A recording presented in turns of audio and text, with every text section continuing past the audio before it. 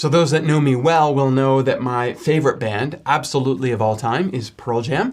I came of age right when their first album was coming out. I was 13 years old when 10 hit the charts, and I have been following along with them ever since.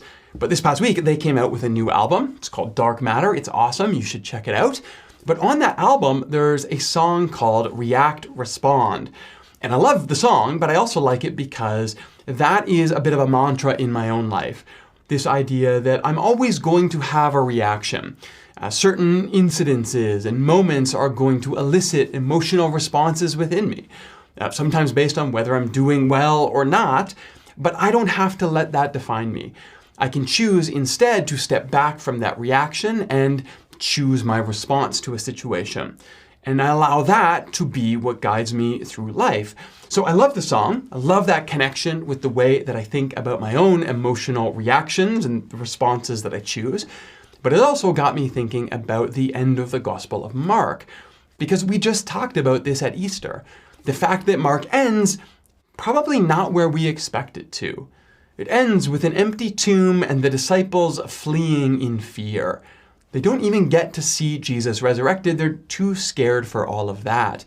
And so we talked recently about the difference between their fear reaction to that news that was unexpected and the implication Mark gives us about their eventual response, their faith that became their story and led them in different directions. And I think that's a really interesting thing to reflect on, the ways that Mark chose to end his gospel originally and the later tag that was added a couple centuries after the fact. But that original ending, that difference between our initial reaction and the response that we choose, I think is a really powerful thing for all of us to think about in our lives, regardless of whether we're fans of the band Pearl Jam. Now, there was a later tag that was added to the Gospel of Mark in the 2nd century, but it's well known and it's footnoted in all of your Bibles that the original text of Mark ends at chapter 16, verse 8. The women go to the tomb and they find not a body, but an angel who says to them, "You are looking for Jesus the Nazarene who was crucified, but he is not here. He has risen. See the place where they laid him, it's empty. Now go and tell the disciples, he is ahead of you in Galilee. There you will see him again." But then, instead of an encounter with the risen Christ, what we read is that trembling and bewildered, the women went out and fled. They said nothing because they were terrified. The end.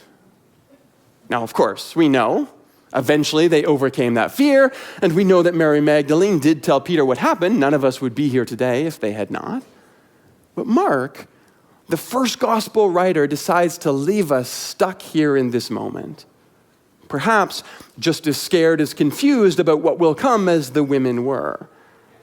And that feels very real even on Easter. Because the truth is, the truest things are sometimes the hardest to believe. And that doesn't make them less powerful. It actually helps them become the bedrock of who we slowly become. I love the way that Bobby said this last week.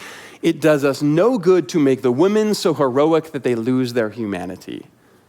No, these women were disciples and apostles, just like every other disciple and apostle. They followed, they loved, they led, they served, they chickened out. They found their voice, they tried again. Because Jesus came to tell us he'd meet us in the midst of our humanity, and that's where resurrection shows up in Mark. Remember that, hold on to this from Easter.